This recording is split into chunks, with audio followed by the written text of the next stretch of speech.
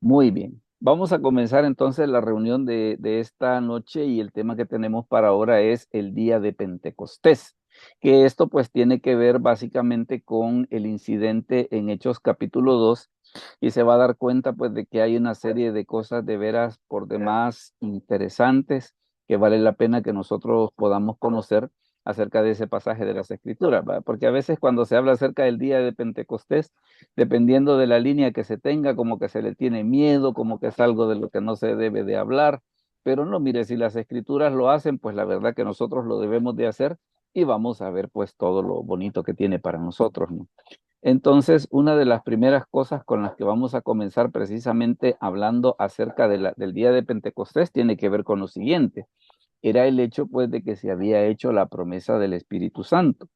Y lo vemos precisamente que como parte del ministerio, comenzando con Juan el Bautista fue el primero que hizo la promesa. Y lo vemos eso, por ejemplo, en Mateo 3:11. Hermana Amalia, si nos lo puede leer, por favor, Mateo 3:11. Dice, yo a la verdad os bautizo en agua para arrepentimiento, pero el que viene tras de mí, cuyo calzado yo no soy digno de llevar, es más poderoso que yo.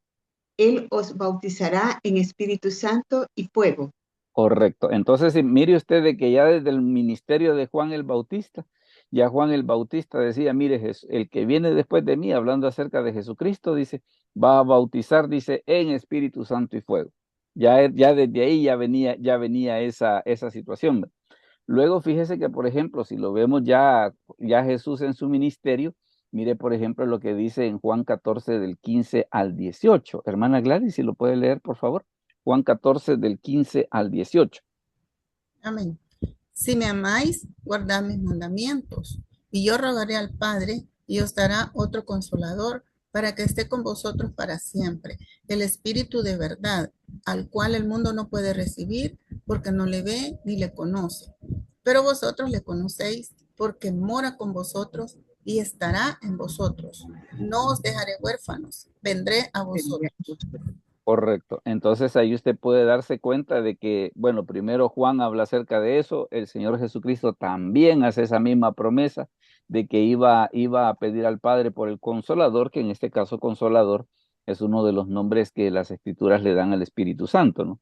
Luego también tenemos este pasaje bien interesante, ya Jesús resucitado, reunido con los discípulos, y mire lo que les dice en Hechos 1:5. Hermana Ana de Maldonado, si nos lo puede leer, por favor, Hechos 1:5.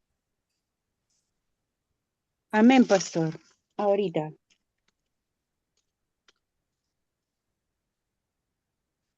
Hechos 1:5, porque Juan ciertamente bautizó con agua, mas vosotros seréis bautizados con el Espíritu Santo dentro de no muchos días. Correcto. Entonces, nuevamente en el libro de Hechos se retoma precisamente lo que Juan ya había dicho, Jesús se los vuelve a decir de que iban a recibir el Espíritu Santo, porque hasta antes de ese momento, ¿qué era lo que sucedía? Prácticamente el Espíritu Santo actuaba como a la usanza del Antiguo Testamento, ¿verdad? Que venía sobre la persona, hacía lo que iba de hacer y después se iba. Pero ¿qué era la promesa de Jesús? Que él iba a rogar al Padre para que nos diera el Espíritu Santo. ¿Para cuándo? Para siempre. Entonces, precisamente de Pentecostés para acá, ¿qué es lo que sucede? Está la promesa de que el Espíritu Santo va a estar permanentemente en la vida, en el creyente. Pero fíjese que hay un pasaje hasta cierto punto como un poco extraño, ¿no? Y es este, mire, porque en Juan 20:22, Jesús resucitado, viene y les dice a los discípulos esto. Y habiendo dicho esto, sopló y les dijo, recibid el Espíritu Santo. Entonces, este pasaje no ha dejado de llamar la atención por aquello de que, bueno, y si aquí les dio el Espíritu Santo en Hechos 20:22, ¿por qué les dijo que tenían que esperar el bautismo para el día de Pentecostés? ¿Verdad? Entonces, prácticamente, si lo recibieron en Juan 20, quiere decir de que en ese caso, pues como que no sería necesario esperarlo, ¿va? Pero ¿qué es lo que sucede? En este caso, en Juan 20:22, lo que tenemos es que ellos recibieron el Espíritu Santo, pero a la usanza del Antiguo Testamento. O sea, no la presencia permanente del Espíritu Santo. Porque la presencia permanente del Espíritu Santo la tenemos a partir de ¿cuándo? la tenemos a partir de Hechos capítulo 2. A partir del capítulo 2 de Hechos, ¿qué es lo que tenemos? Tenemos la presencia permanente del Espíritu Santo. O sea que, por ejemplo, oraciones como las que hizo David en el Salmo 51 de no quites de mí tu Santo Espíritu, en la actualidad eso ya no aplica, pues. ¿Por qué razón? Porque en el Antiguo Testamento sí el Espíritu Santo venía temporalmente. En el Nuevo Testamento esa es una de las grandes variantes que hay respecto de la obra del Espíritu Santo en el Antiguo Testamento y en el Nuevo Testamento. Ahora bien, ¿qué es lo que sucede? Ya si comenzamos a ver ya cómo se fue desarrollando el evento, tenemos hablando acerca del día de Pentecostés. Fíjese que en Hechos capítulo 2 y versículo 1, mire cómo comienza. Hermana Amalia, si nos lo puede leer, por favor. Hechos 2, Dice, 1. cuando llegó el día de Pentecostés, estaban todos unánimes juntos. Correcto. Fíjese que hay una cosa que es bien importante que nosotros tengamos en cuenta respecto de esa palabra de Pentecostés. Porque Pentecostés no tiene que ver con los pentecostales, ¿verdad? Porque alguien diga, es que es Pentecostés por los pentecostales. No. Lo que sucedía era lo siguiente. Recuerde que Israel tenía 7 fiestas oficiales repartidas en 3 fechas. ¿Cómo así? En el primer mes se celebraban 3 fiestas, que era la Pascua, la fiesta de los panes sin levadura y la fiesta de primicias. Esas eran las 3 que se celebraban el primer mes. En el cuarto mes había una fiesta solita, que era el día de la fiesta de Pentecostés. Y esa fiesta y cómo se relacionaban las fiestas. De que, por ejemplo, la fiesta de primicias era la fiesta que se celebraba cuando comenzaban a salir los primeros frutos de la cosecha. Como por decir así, mire, ya empiezan a verse las primeras plantitas que están dando frutos. Eso se hacía en la fiesta de primicias. Contando de primicias 50 días para allá, en el cuarto mes, se celebraba la fiesta de Pentecostés, que lo que hacía era celebrar ya el inicio de la cosecha, ya con todo, ¿va? Como que usted dijera, mire, comenzó la zafra, por decirlo algo, ¿va? Y luego en el séptimo mes estaban las otras 3, que era la fiesta de trompetas, el día de la expiación y la fiesta de los tabernáculos. Entonces, ¿qué es lo que sucede? Le estaban repartidas 3 fiestas, le repito, le decía, en el primer mes estaba la fiesta de la Pascua, la fiesta de los panes sin levadura, la fiesta de primicias, que esas eran las 3 del primer mes. En el cuarto mes había una fiesta solita, que era el día de Pentecostés. Y en el séptimo mes estaban las otras 3, que era la fiesta de trompetas, el día de la expiación y la fiesta de los tabernáculos. Entonces ahí tenemos básicamente esas eran las fiestas oficiales. Claro, después fueron surgiendo otras, ¿verdad? Como la del día del Purime por el incidente del libro de Esther y algo otras cuestiones así por el estilo. Pero las oficiales eran esas 7. Ahora bien, cuando dice que llegó el día de Pentecostés, como le repito, ¿qué era lo que se estaba celebrando? La fiesta del cuarto mes, la fiesta que indicaba el inicio de la cosecha con todos digámosle así, con todas las de ley, ¿verdad? Aquello como, por eso le hacía la comparación esa, que sería algo parecido como lo de nosotros, ¿verdad? Como decir, mire, comenzó la zafra o comenzó la corta del café. O sea, ya está maduro y ahorita van los recolectores a sacarlo. Entonces, eso era lo que celebraba el día de Pentecostés. Ahora bien, fíjese que con las fiestas ocurre una cosa. El capítulo que habla acerca de las fiestas de Israel es Levítico 23. El Levítico 23. Ese capítulo de Levítico 23, y vamos a hacer esta relación precisamente para entender por qué en el día de Pentecostés ocurrió el evento que ocurrió. Porque una de las cosas que nosotros notamos en las Escrituras es que en las fiestas, así como están descritas en Levítico 23, también tiene que ver con cuestiones proféticas. Fíjese bien lo que vamos a hacer. Decíamos que la primera fiesta era la fiesta de la Pascua. Ya acuérdese que la fiesta de la Pascua, ¿qué era? Era el cordero que se sacrificaba y que después de esa noche, pues los egipcios los dejaron ir. Eso era lo que celebraba la fiesta de la Pascua. Y que, por cierto, en el libro de Éxodo se menciona que ese mes iba a ser el principio de los meses del año. ¿Y la fiesta de la Pascua con qué tiene que ver? Con esto, mire. Primera Corintios 5:7. Hermana Ana, si nos lo lee, por favor. Primera Corintios 5:7. Amén, pastor. Solo lo estoy buscando. 5:7. Sí, claro.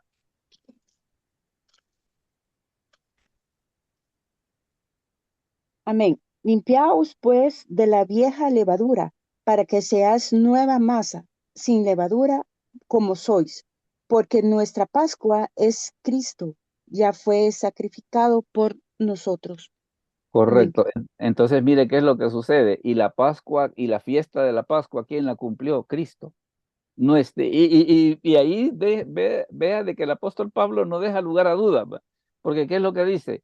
Nuestra Pascua, que es Cristo, ya fue sacrificada por nosotros, ¿verdad? O sea que así como el Cordero había dado liberación allá en el libro de Éxodo, ¿qué es lo que estaba dando Cristo? Liberación de pecados y vida eterna, ¿va? Entonces es por eso de que vienen las Escrituras y dice, no, mire, dice, Cristo es la Pascua. Y a veces, por ejemplo, cuando se dice esa mal llamada frase de la última cena, como que es la cena del condenado, ¿va? Jesucristo se había reunido con los discípulos, ¿para qué? Para celebrar la fiesta de la Pascua, que era precisamente cuando el Cordero era sacrificado para conmemorar la liberación del pueblo de Israel de Egipto. ¿Y qué es lo que sucede? Cristo fue sacrificado ¿cuándo? Precisamente cuando los judíos estaban celebrando la fiesta de la Pascua. Entonces, ese es lo primero. Ahora mire, por ejemplo, decíamos que la siguiente fiesta, ¿cuál era? La siguiente fiesta era panes sin levadura. Y mire lo que sucede, por ejemplo, con panes sin levadura. Ahí en este caso es Primera de Corintios 5:8. Hermana Gladys, si nos lo puede leer, por favor, Primera Corintios 5:8. Amén. Así que celebremos la fiesta no con la vieja levadura, ni con la levadura de malicia y de maldad, sino con panes sin levadura, de sinceridad y de verdad.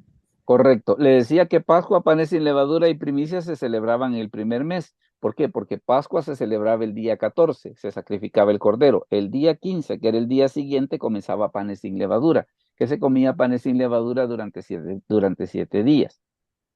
Y la otra fiesta que se celebraba también en el primer mes, y mire qué curioso cómo va relacionado, ¿va? Porque la fiesta de primicias comenzaba el día 16, o sea, la Pascua el 14, panes sin levadura el 15 y primicias el 16.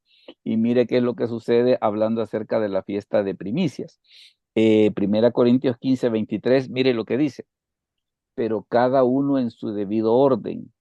Cristo las primicias, luego los que son de Cristo en su venida. Entonces, ¿qué es lo que sucede? ¿Y Cristo cuándo fue que cumplió la fiesta de primicias? En la resurrección, ¿verdad? Por eso está esa situación que le comentaba. Pascua era el 14, panes y levadura el 15 y primicias el 16. ¿Qué es lo que ocurrió, va?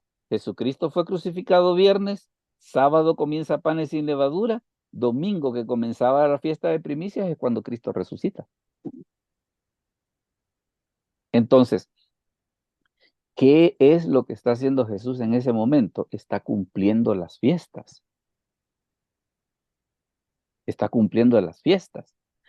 Ahora, ¿y qué es lo que sucede? De primicias, venimos y contamos 50 días y mire a dónde vamos a ir a parar, ¿verdad? Que precisamente llegamos a la fiesta de Pentecostés, que leíamos hace un momento la cita de que cuando llegó el día de Pentecostés, estaban todos unánimes juntos. Y mire qué es lo que sucede. En Levítico 23, hablando acerca de la fiesta de Pentecostés, mire lo que dice. Y contaréis desde el día que sigue el día de reposo, desde el día en que ofrecisteis la gavilla de la ofrenda mecida, 7 semanas cumplidas serán. Hasta el día siguiente del séptimo día de reposo, contaréis 50 días. Entonces ofreceréis el nuevo grano a Jehová. Entonces, ¿qué era lo que sucedía? Pentecostés se celebraba 50 días después de la fiesta de primicias, que es precisamente el tiempo que hay entre la resurrección de Cristo y el derramamiento del Espíritu Santo en Hechos capítulo 2. Entonces, ¿Qué era lo que sucedía? Precisamente cuando vemos en Hechos capítulo 2, que es el derramamiento del Espíritu Santo, y ellos que estaban celebrando la fiesta de Pentecostés, que era la fiesta que indicaba cuando ya los recolectores empezaban a cosechar, porque ya los campos estaban ya listos para ser recolectados. Ahora, ¿qué es lo que sucede? Precisamente como era fiesta, era una de las 7 fiestas oficiales, la gente que vivía en el extranjero generalmente se programaba, vaya, como la gente en la actualidad que vive en el extranjero, ¿va? Que dice voy a ir a pasar la Navidad a El Salvador. Entonces la gente que vivía en el extranjero, habían veces que decía, yo quiero estar en la fiesta de primicias en tal año. Entonces venían, armaban el viaje, y es por eso de que cuando ocurrió el derramamiento del Espíritu Santo en el día de Pentecostés, Jerusalén estaba lleno de gente, pues. No solamente de la gente del país que estaba celebrando la fiesta, sino de la gente que venía de otros lados, aprovechando que era la fiesta para poder participar de la fiesta. Ahora mire qué es lo que sucede si seguimos con las fiestas del séptimo mes, y porque estamos hablando de que están los eventos proféticos. Y la fiesta de trompetas, ¿para cuándo está? Para acá, mire, ve. Primera Tesalonicenses 4:16. Hermana Amalia, si lo lee, por favor. Primera Tesalonicenses 4:16. Porque el Señor mismo con voz de mando, con voz de arcángel y con trompeta de Dios, descenderá del cielo y los muertos en Cristo resucitarán primero. Entonces, ¿cuándo se va a cumplir la fiesta de trompetas? En el arrebatamiento de la iglesia, ¿no? En el arrebatamiento de la iglesia. La sexta fiesta, ¿cuál era? La sexta fiesta era el día de la expiación. El día de la expiación. Y en el día de la expiación, ¿qué se hacía? Se hacía un sacrificio nacional por los pecados de todo el pueblo. O sea, era como un momento como de arrepentimiento, de reconciliación, y que eso era lo que hacía la fiesta, el día de la expiación. Ahora mire qué es lo que sucede. Lucas 21:25 dice, entonces habrán señales en el sol, en la luna y en las estrellas, y en la tierra angustia de las gentes, confundidas a causa del bramido del mar y de las olas. Eso es lo que tiene que ver con el día de la expiación. Y la fiesta de los tabernáculos, ¿cuándo va a tener su cumplimiento? La fiesta de los tabernáculos va a tener su cumplimiento en el milenio y en los nuevos cielos. Entonces puede usted darse cuenta que qué es lo que sucede a la hora de las horas, y es por eso, por ejemplo, que usted ve en los evangelios que se hacen referencias a las fiestas. Vaya, por ejemplo, cuando Jesús dice, si alguno tiene sed, venga a mí y beba, ¿qué fiestas estaba celebrando? La fiesta de los tabernáculos, ¿verdad? La fiesta de los tabernáculos. Cuando Jesús hace la mal llamada última cena, ¿qué era lo que estaban celebrando? La fiesta de la Pascua, ¿verdad? La fiesta de la Pascua. Cuando Jesús hace la alimentación de los 5,000, estaba cerca la fiesta de la Pascua. Entonces es Pastor, por eso, sí. perdón, esta fiesta de los tabernáculos dijo que se cumplirá en el milenio. ¿Y dónde Y más? los nuevos cielos, y los nuevos cielos, prácticamente todo La eso. nueva Sí, creación. sí, milenio y nuevos cielos, correcto. Ahí es donde va a tener su cumplimiento. Entonces, ¿qué es lo que pasa? Cuando nosotros vemos en el libro de Hechos que dice que estaban celebrando el día de Pentecostés, y ese día de Pentecostés, ¿qué era? Era la cuarta fiesta. Era la cuarta fiesta donde se hacía, donde ya comenzaba la recolección de la cosecha, ¿va? Porque mire, ya todo está listo y ahorita vamos a recolectar. Ahorita vamos a recolectar. Eso era lo que ocurría en la fiesta del cuarto mes. Ahora bien, ¿y cómo fue el cumplimiento? Habíamos visto pues en Hechos 2:1 que dice que estaba precisamente la fiesta de Pentecostés, que es la que da origen a la situación. Y mire lo que sucedió después, Hechos 2 del 2 al 4. Hermana Ana, si nos lo lee, por favor. Les recomiendo a quienes están leyendo de la Biblia que tengan Hechos 2, porque prácticamente de aquí para allá ahí es donde vamos a seguir. Hechos 2 del 2 al 4. Amén, pastor. A ver, Ahorita voy. Hechos 2, del 2 al 4. así es. Y de repente vino del cielo un estruendo como de viento recio que soplaba, el cual llenó toda la casa donde estaba sentados. Y se les apareció lenguas repartidas como la de fuego, enseñándose sobre cada uno de ellos. Y fueron todos llenos del Espíritu Santo y comenzaron a hablar en otras lenguas, según el Espíritu les daba que hablasen. Entonces, ¿qué fue lo que ocurrió en ese momento? Mucha gente fue testigo de eso porque como la ciudad estaba llena por la fiesta, o sea, de que no es que no había nadie, al contrario, la ciudad estaba llena de gente por los que habían subido a Jerusalén a adorar y por los que venían de otros países, o sea, judíos que vivían en el extranjero, que habían llegado ese día a adorar. Entonces, ¿qué era lo que sucedía? Jerusalén estaba llena de gente.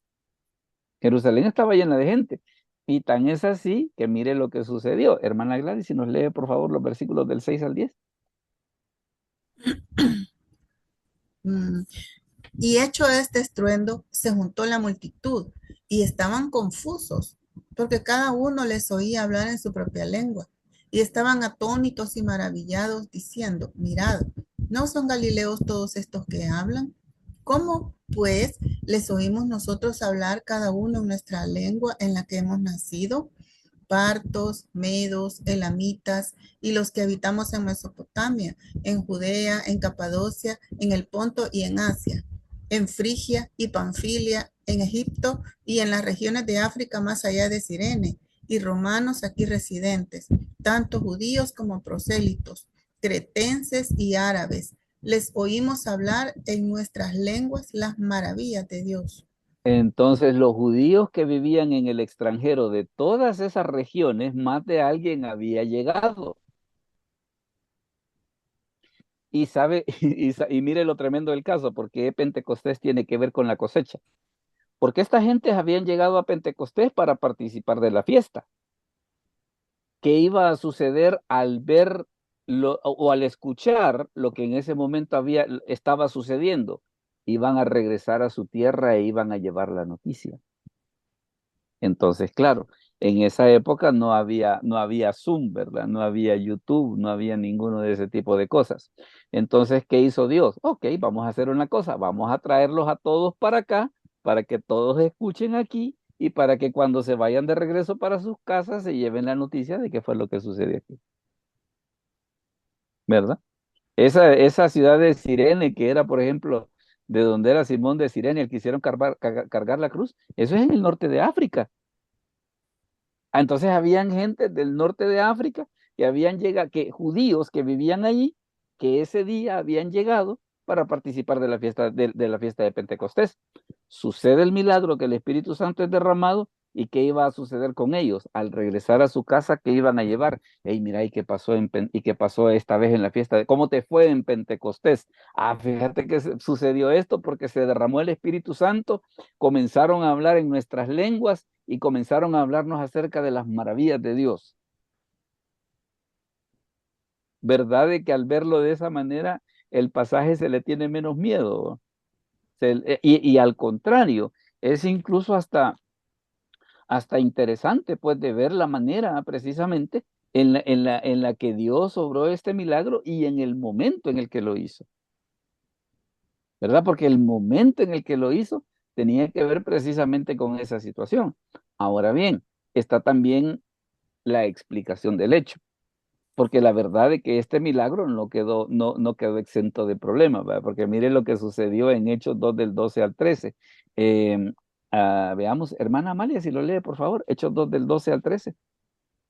Sí, dice, y estaban todos atónitos y perplejos, diciéndose unos a otros, ¿qué quiere decir esto?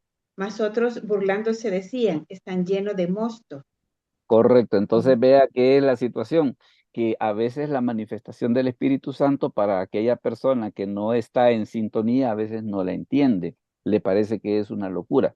El apóstol Pablo lo dice, ¿verdad? Que el hombre natural no percibe las cosas del Espíritu de Dios porque para él son locura. Más de alguien dijo, no, mire esa gente, lo que sucede es que está borracha. Claro, Pedro cuando comenzó a explicar qué era lo que había sucedido, les dijo, no les dijo. No es borrachera, le dice, porque apenas está la hora tercera del día, o sea, eran las 9 de la mañana. Son las 9 de la mañana apenas y no es eso lo que ha sucedido. Mire ya cuando Pedro viene y da la explicación. Los versículos de Hechos 2 del 14 al 17. Hermana Ana, por favor. Hechos 2 del 14 al 17. Amén, pastor. Entonces Pedro, poniéndose en pie con los 11, alzó la voz y les habló diciendo: vosotros, varones judíos y todos los que habitáis en Jerusalén, esto sea notorio, oíd mis palabras, porque estos no están ebrios, con vosotros suponéis, pues que es la hora tercera del día. Mas esto es lo dicho por, por el pro, mas esto lo di- mas esto es lo dicho por el profeta Joel. Y en Eh, los proceros días dice: Dios, derramaré en mi espíritu sobre toda carne, y vuestros hijos, vuestras hijas, y profetizarán, vuestros jóvenes verán visiones, y vuestros ancianos soñarán sueños. Mire qué Amén. interesante, gracias. Mire qué interesante que cuando Pedro viene y empieza a decirles, y ahí qué es lo que ha pasado, qué ocupó para defender las escrituras, las escrituras. Y esto es bien importante por lo siguiente, mire, porque una verdadera manifestación del Espíritu Santo no hace a un lado las escrituras. A veces algunas personas malentienden de que, por ejemplo, que como si tienen un don, entonces piensan que ya no es necesario leer la Biblia porque erróneamente creen que ellos tienen línea directa, cuando todo lo contrario, ¿va? ¿Por qué razón eso no es correcto? Por esto, mire, ve, porque dice el apóstol Pedro, porque nunca la profecía fue traída por voluntad humana, sino que los santos hombres de Dios hablaron siendo inspirados por el Espíritu Santo. Entonces, una señal de una manifestación correcta del Espíritu Santo es que no se hace a un lado las escrituras. Al contrario, precisamente una persona que ha tenido una manifestación genuina del Espíritu Santo, ¿qué es lo que va a hacer? Le va a entrar una sed, pero así literalmente, una sed por las escrituras. ¿Por qué razón? Porque el Espíritu Santo inspiró las escrituras. Es por eso de que usted ve que cuando Pedro, en lugar de ponerse a dar explicaciones sobre, mire, y eso qué fue lo que sucedió, no, mire que está en la Biblia, mire, el profeta Joel lo dijo. Entonces, ese es un detalle bien importante, precisamente porque, vaya, a veces está la duda esa, mire, y cómo se interpreta una manifestación genuina del Espíritu Santo, que no hace a un lado las Escrituras. Vea que Pedro no se puso a explicar el porqué de que por qué las lenguas, que por qué eran los idiomas de cada. No, eso no. Eso no. ¿Está en la Biblia? Sí. Ah, va. Entonces ahí sí podemos hablar. Si está en la Biblia, sí. Entonces, ¿qué es lo que él hace? Precisamente para defender el punto, lo que hace es mostrar el respaldo bíblico. Entonces, al ver que está el respaldo bíblico, mire, y entonces ya es otra cosa, ¿va? Ahí es otra cosa. Entonces, ahora, ¿qué es lo que sucede? Si seguimos avanzando un poco en el relato, bueno, tenemos esa situación de que Pedro da esa explicación precisamente amparado en las escrituras, que eso es lo que estaba sucediendo, era prácticamente el cumplimiento de la profecía de Joel. Ahora bien, ¿y cuál fue el resultado? Porque fíjese que esto del resultado es bien interesante en el sentido de que nos da también otra pista de que es una verdadera manifestación del Espíritu Santo. Y una verdadera manifestación del Espíritu Santo trae a las personas a Cristo. Fíjese bien, una verdadera manifestación del Espíritu Santo trae a las personas a Cristo. Ahora, ¿y por qué podemos decir eso? Porque mire lo que dice en Hechos 2 del 36 al 39. Hermana Gladys, si lo puede leer, por favor. Hechos 2 del 36 al 39. Amén. Sepa pues ciertísimamente toda la casa de Israel que a este Jesús a quien vosotros crucificasteis, Dios le ha hecho Señor y Cristo. Al oír esto, se compungieron de corazón y dijeron a Pedro y a los otros apóstoles: Varones hermanos, ¿qué haremos? Pedro les dijo, arrepentíos y bautícese cada uno de vosotros en el nombre de Jesucristo para perdón de los pecados y recibiréis el don del Espíritu Santo, porque para vosotros es la promesa y para vuestros hijos y para todos los que están lejos, para cuantos el Señor nuestro Dios llamare. Correcto. Vea que ahí le he subrayado Jesucristo, Espíritu Santo y Dios por una razón, porque a veces este versículo lo ocupan precisamente para decir de que el bautismo debe ser en el nombre de Jesús y nada que ver. ¿Por qué Pedro dice bautizar en el nombre de Jesús? Para diferenciarlo de los otros bautismos, porque estaba el bautismo de Juan, en el Antiguo Testamento se hacían lavamientos para cierta clase de pecados, estaba el bautismo por los muertos que Pablo corrige en Primera de Corintios. Entonces viene Pedro y dice, mire, se tienen que bautizar en el nombre de Jesús. No que se dijera en el nombre de Jesús y se hicieran a un lado los otros dos, sino para diferenciarlo de los otros bautismos. Pero ¿qué es lo que sucede? Dice, que bautices en el nombre de Jesucristo, mire lo que dice, para el perdón de los pecados, ¿verdad?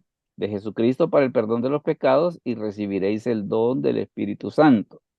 Para vosotros es la promesa y para vuestros hijos y para los que están lejos y para cuantos el Señor nuestro Dios llamare. Entonces, ¿qué es lo que sucede? Está precisamente el Padre, el Hijo y el Espíritu Santo, así como dice Mateo 28:19. Ahora, pero ¿qué es lo que sucede y por qué razón es importante esto? Porque le decía, vaya, primero vemos de que la manifestación del Espíritu Santo, ¿qué es lo que hace Pedro? La respalda con las Escrituras, que esa es una de las primeras señales. Otra de las señales, que es la que estamos explicando, es precisamente el hecho de que una verdadera manifestación del Espíritu Santo, ¿qué es lo que sucede? Guía a las personas a Cristo. Porque mire, por ejemplo, lo que sucede acá. Dice, así que los que recibieron su palabra fueron bautizados. Y mire lo que dice que ocurrió. Y se añadieron aquel día como 3,000 personas. Entonces, ¿qué le demuestra a usted? Que una verdad, una genuina manifestación del Espíritu Santo, ¿qué es lo que hace? Lleva a las personas a Cristo, ¿verdad? Lleva a las personas a Cristo. Entonces, lo importante tal vez no es, y es donde yo siento que a veces mucha gente se equivoca, en el sentido de tratar de entender las manifestaciones. ¿A qué? De que, mire, ¿y estos por qué se ríen? ¿Y estos por qué se caen? ¿Y estos por qué esto? ¿Y estos por qué lo otro? Ese no es el punto.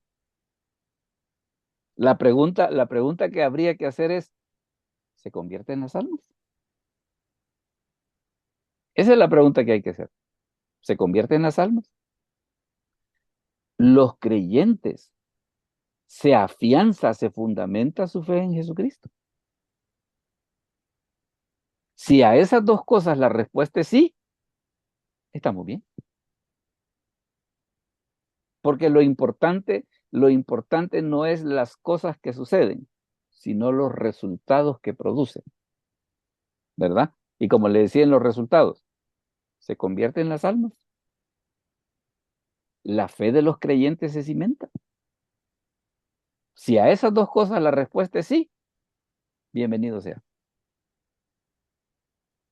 Ahora, ¿qué es lo que sucede? Ya teniendo en mente todo esto, podemos darnos cuenta entonces por qué el día de Pentecostés fue elegido para derramar el Espíritu Santo, porque era una forma de decir, señores, la cosecha acaba de comenzar. Ese, ese, ese es el punto, ese es el punto que tiene Hechos capítulo 2. La cosecha acaba de comenzar. ¿Por qué razón? Bueno, veíamos la fiesta de primicias, para que dice la Biblia, Cristo es las primicias, luego los que son de Cristo en su venida. Cristo resucita en la fiesta de primicias. 50 días después, ¿qué ocurre? Tenemos el día de Pentecostés, que es el momento de decir, ahora, es por eso que viene el Señor y les dice, mire, mientras el Espíritu Santo no venga sobre ustedes, no se muevan, no vayan a ninguna parte. Ya cuando el Espíritu Santo venga sobre ustedes, entonces sí, vámonos a predicar porque estamos listos, porque ya estamos equipados para ir a cosechar, ¿verdad? Ya estamos preparados para ir a recolectar la cosecha. Entonces es por eso que el derramamiento del Espíritu Santo ocurrió específicamente ese día y es por eso que Lucas dice que cuando ocurrió esto, cuando se estaba celebrando la fiesta de Pentecostés, que no tiene que ver con los pentecostales, sino que tiene que ver con las fiestas de Israel, que lo que celebraban era el inicio de la cosecha, ¿verdad? Así que así es como estamos. Bueno, ahora estamos en la parte donde son las preguntas y los comentarios, donde ustedes son los que mandan. Así que si alguien tiene alguna pregunta o algún comentario de esto que acabamos de decir, pues este es el momento para que lo podamos hacer. Veamos. ¿Alguien tiene alguna pregunta o algún comentario? Sí, pastor. No, me ha gustado cómo lo he explicado, porque yo solo o sea, quizás porque cuando empezamos a estudiar, cuando yo empecé a estudiar, se vino la pandemia, el encerrón y bueno, todo fue bien diferente, ¿verdad? Hay Sí. cosas que quedaron en el aire, entonces solo medio las ha escuchado uno, pero la explicación ha estado excelente y cosas que uno no las conocía de esa forma, ¿verdad?